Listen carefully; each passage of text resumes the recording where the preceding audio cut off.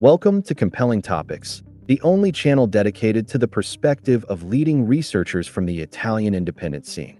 Let's turn your minds on. The Council of Elrond stands as one of the most profound and decisive moments in the entire narrative, not merely a strategic gathering, but a clash of visions, ethical systems, and understandings of power.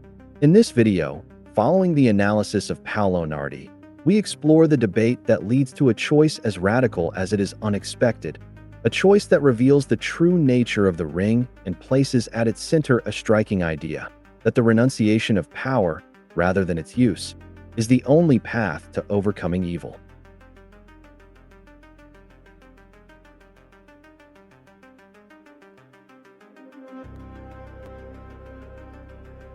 At the close of the long reconstruction of the ring's history, the Council of Elrond must confront a question that admits no easy answer. What is to be done with the One Ring? How should they proceed? And not all those gathered around Elrond see the matter in the same way. It is here, Paolo Nardi observes, that the grandeur of Tolkien's polyphony makes itself fully felt. The characters do not merely differ in opinion.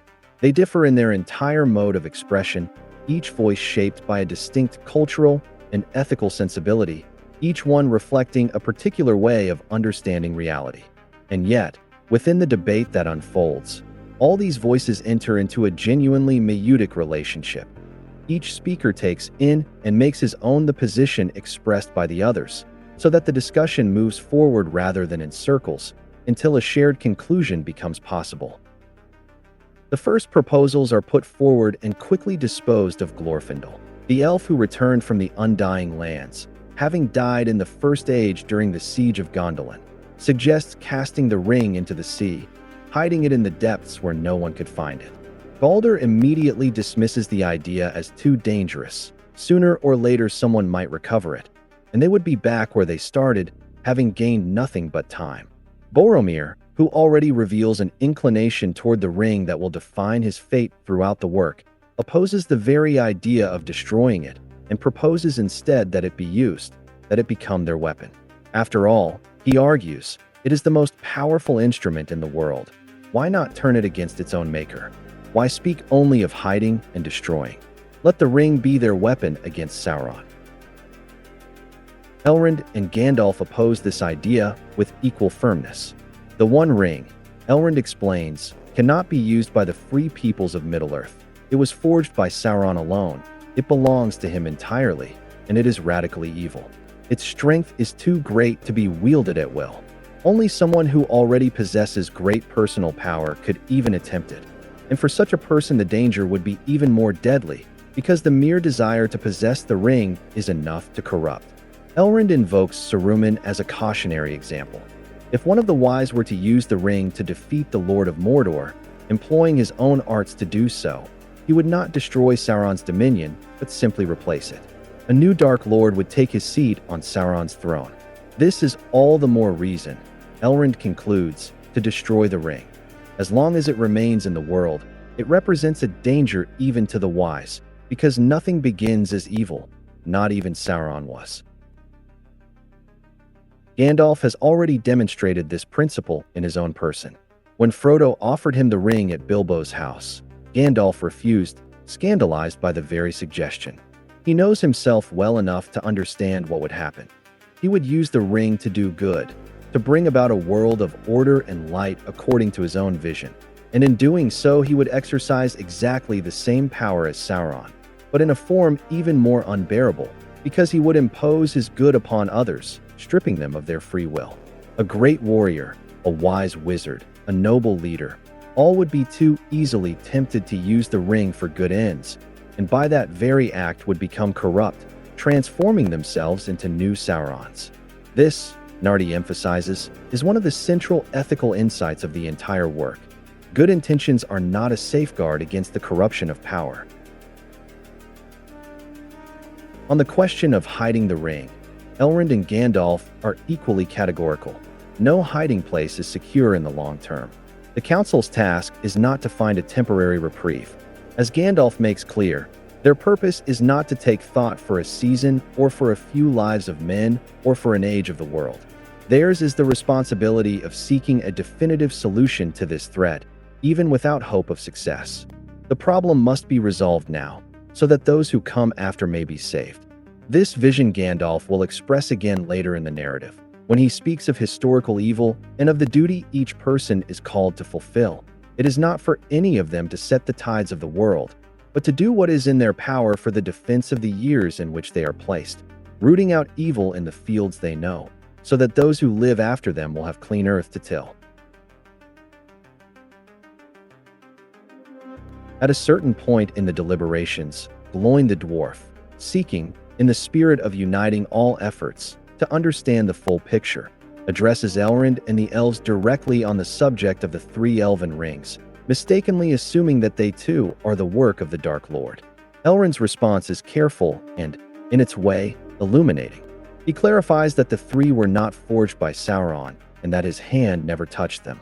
It is not permitted to speak of them freely in this hour of doubt, he says, but one thing he can say: they are not without effect, though they were not made as weapons of war or conquest. Their power is of a different order altogether. Those who made them desired neither strength, nor dominion, nor the hoarding of treasure.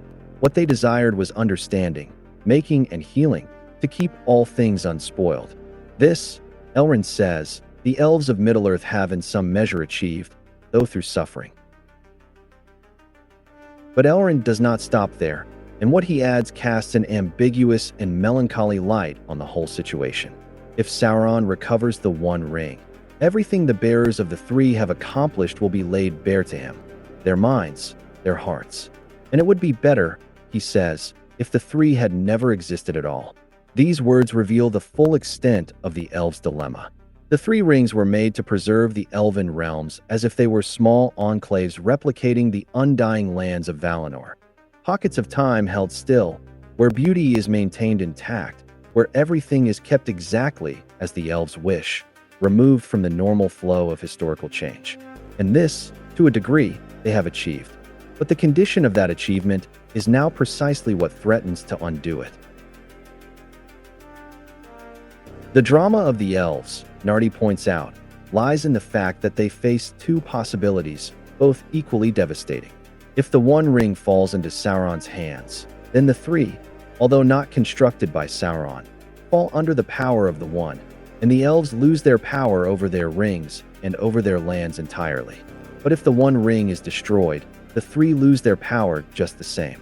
This will be explored more fully later in the narrative, at Lothlorien, when Galadriel herself undergoes the temptation of the ring and proves that she is perfectly aware of the bind confronting her people. The age of the elves in Middle-earth is over, in any case, and it is in light of all this, Nardi observes, that we come to understand how Saruman was not entirely wrong in his analysis. The time of the elves is finished. The time of men is beginning. Among the various hypotheses raised in the course of the council, there is one that concerns a rather improbable candidate, Tom Bombadil. It is the elf Arister who advances the proposal of entrusting to Tom the custody of the most powerful weapon in the world. Tom appears to possess great power. Gandalf recalls that he has withdrawn into a small parcel of land within borders he has set himself, a power that self-limits, and that within those borders no one seems able to overcome him. Elrond calls him Iarwain Benedar, the eldest and fatherless, and describes him as a strange creature. Nonetheless, Galdr objects that the power to challenge their enemy is not in Tom, unless such power resides in the land itself. Tom Bombadil's power, in other words, is equated with the power of the earth, elemental, rooted, bound to a place. Moreover, Tom would probably resist at first, but faced with the full force of Sauron, he would find himself in serious difficulty. Glorfindel is explicit on this point. Could Bombadil challenge such a power alone? He thinks not. He believes that in the end, once everything else has been subdued, Bombadil would fall last, as he was first, and then night would descend. Tom Bombadil is not the solution. He would most likely fail even at the level of raw power. And this tells us something significant, Nardi notes. Tom Bombadil is not Iluvatar within the world of Middle-earth, because Sauron would never be capable of defeating Iluvatar. The fact that Tom could be overwhelmed is therefore itself a meaningful piece of information about the nature of his power. There is, however, a further and equally fundamental problem. Giving the ring to Tom Bombadil would ultimately amount to the same thing as casting it into the sea, because Tom simply does not care about the ring. For him, it is a magic trinket, and it has no effect on him whatsoever. One recalls that when Frodo puts on the ring at Tom's house, Tom can still see him. The ring has no power over Tom, and Tom does not desire it.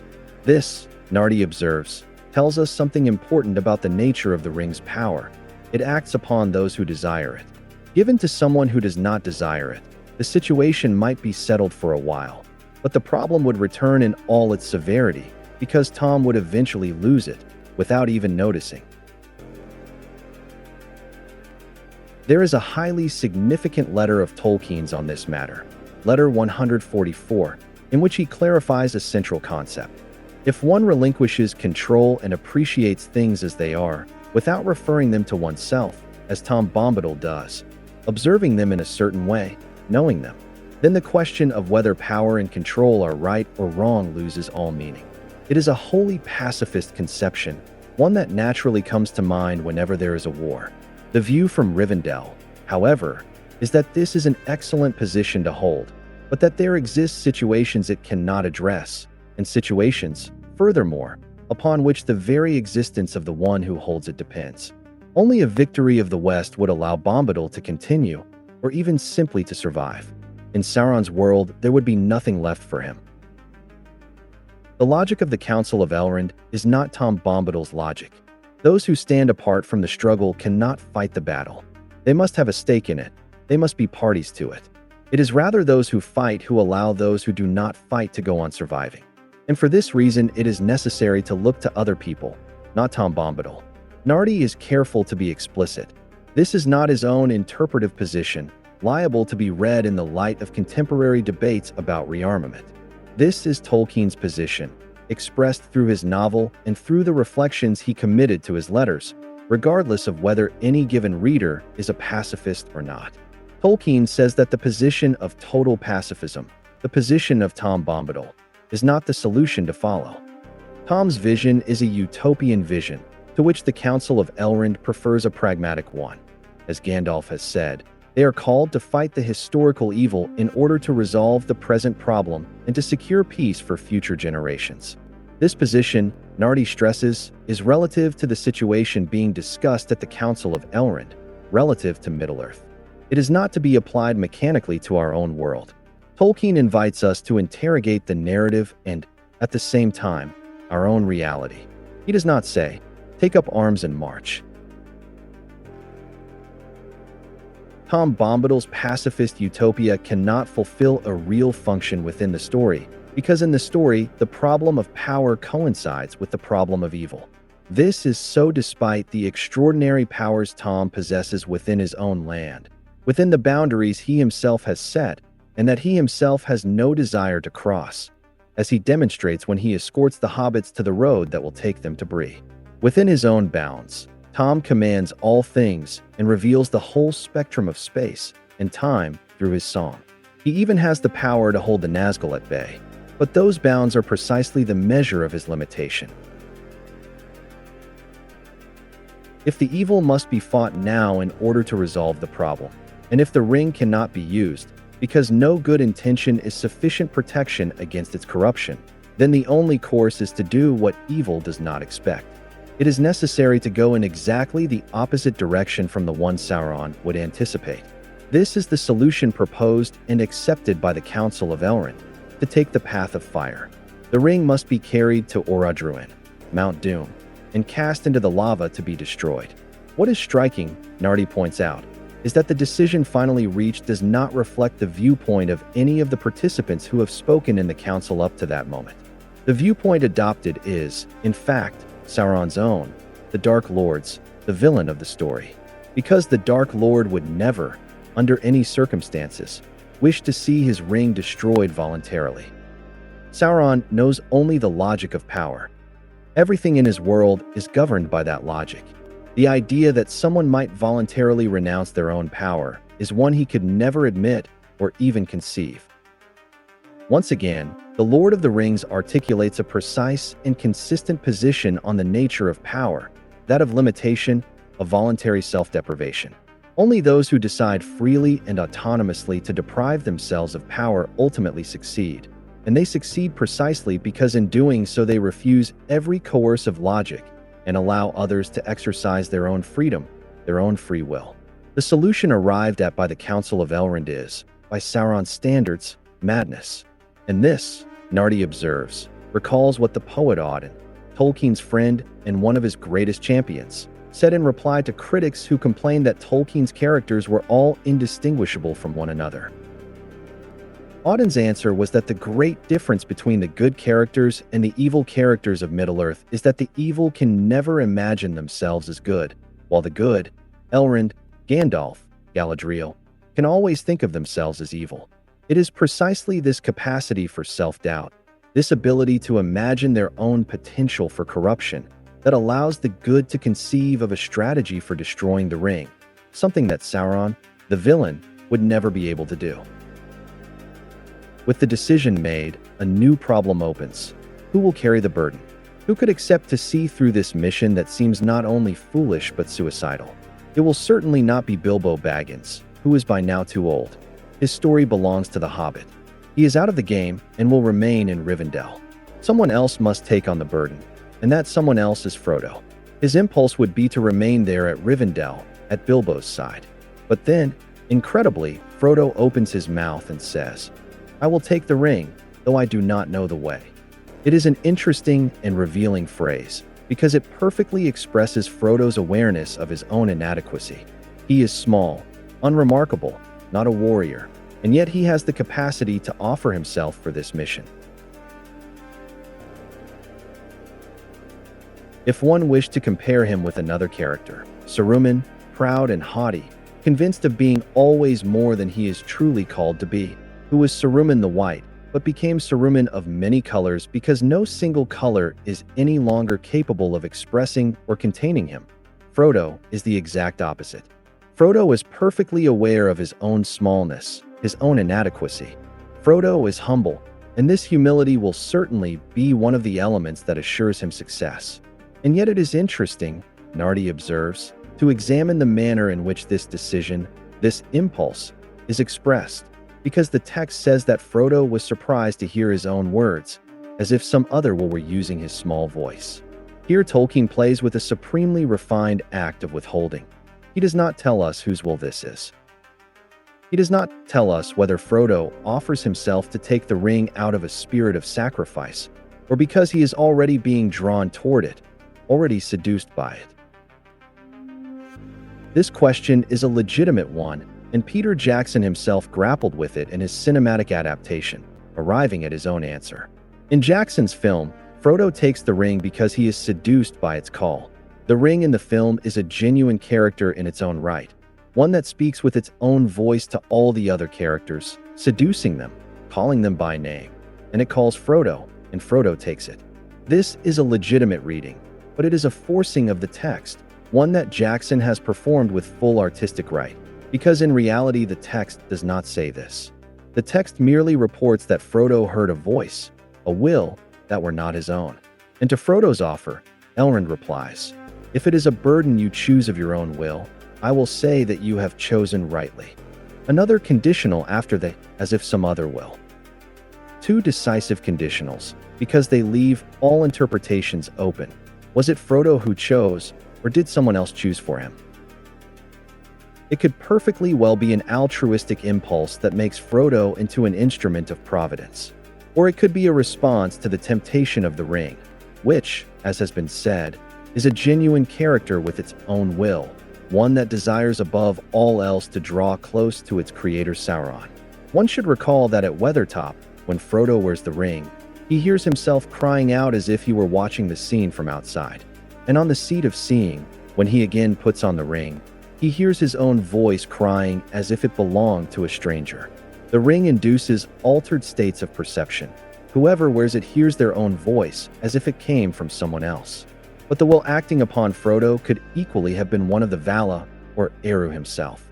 All these possibilities can be true. The text does not tell us. The text plays on what it withholds. It does not even tell us whether Frodo's choice is correct or truly free. It remains ambiguous, because if Tolkien had wished to resolve the matter, he would clearly have stated that Frodo did all this by the direct will of Eru Iluvatar. When Tolkien wishes to attribute an action directly to Eru, he does so without hesitation, even in The Lord of the Rings, as when he states that Numenor sinks at the explicit request of the Vala to Eru, or when he says that death is the gift of the one to men. As so often, Tolkien does not say everything. He leaves many interpretations open. The Lord of the Rings is not a hermetically sealed novel. It has many ways out, and the question of whether it was the ring that moved Frodo is one of them. It is in this moment, through Frodo's decision, that the hobbits become central to the narrative. Until now, they have been rather marginal and peripheral characters. Even within the Council, Bilbo and Frodo have played the smallest of parts, limiting themselves to listening while the great and powerful spoke. Now their decision, their sacrifice, both Bilbo's and Frodo's, makes them the very figures who hold the fate of everyone else in their hands. And all of this passes through their humility, their smallness, their inadequacy. It is through their point of view, low, marginal, insufficient, that the entire narrative is delivered to us. Elrond defines Frodo as elf friend, an important and recurring title within the Tolkienian legendarium. It is true that Bilbo and Frodo are called friends of the elves in The Hobbit and The Lord of the Rings, but there are other characters given this title within the legendarium. For example, Eärendil, the Anglo-Saxon mariner who was destined to find the straight road to the west and thereby create a bridge between our historical reality and Tolkien's secondary world, and Elendil, from the story of the fall of Numenor. Here at the Council, Elrond numbers Frodo among the great friends of the elves of the past: Eärendil, Hurin, Turin, Búrin. This small creature barely 3.5 feet tall, who is not a warrior, who belongs to a people that is entirely insignificant and marginal, places himself in the lineage of the great heroes of Middle-earth, those of the First Age, of the ancient days, those of whom the Silmarillion speaks. The stories of the children of Hurin, the story of Turin, the story of Búrin and Lúthien, all these great stories join and fuse with the narrative of the Lord of the Rings, and Frodo finds himself in the wake of these heroes. And there will come a moment much later in the work in which Frodo and Sam themselves will realize they have ended up inside one of these stories, one of these legends. More than that, they will realize that their story is nothing other than the continuation of this great story that stretches back to the First Age. The path of Frodo and Sam through Mordor, the road to Mount Doom to unmake the ring and resolve the problem of Sauron, is nothing other than the continuation of that mythic world of true stories that stand there illuminating the path of these small beings, wholly inadequate, who would much rather be somewhere else, at home, if at all possible. And it is to Sam that the masterful closing of the chapter of the Council of Elrond is dedicated. Sam has literally gate-crashed the council. He was eavesdropping, hidden, and bursts out to claim his intention of accompanying Frodo on his journey. The ironic effect of Elrond's final remark, "It is hardly possible to separate you from him," will only be grasped fully, retrospectively, at the very end of the novel, when it will be precisely Sam's faithfulness to Frodo that ensures Frodo emerges from the terrible fix they have gotten themselves into. As Sam himself says in the closing words of the chapter, "We have got into a nice pickle, Mr. Frodo." To Sam are entrusted these last words at the close of the Council of Elrond, exactly as it will be to Sam that the last words of the Lord of the Rings itself are entrusted when he says the famous, "Well, I'm back." That's all for today. See you in the next episode of Literary Cafe, here on Compelling Topics. I went to a funeral, but they were making love.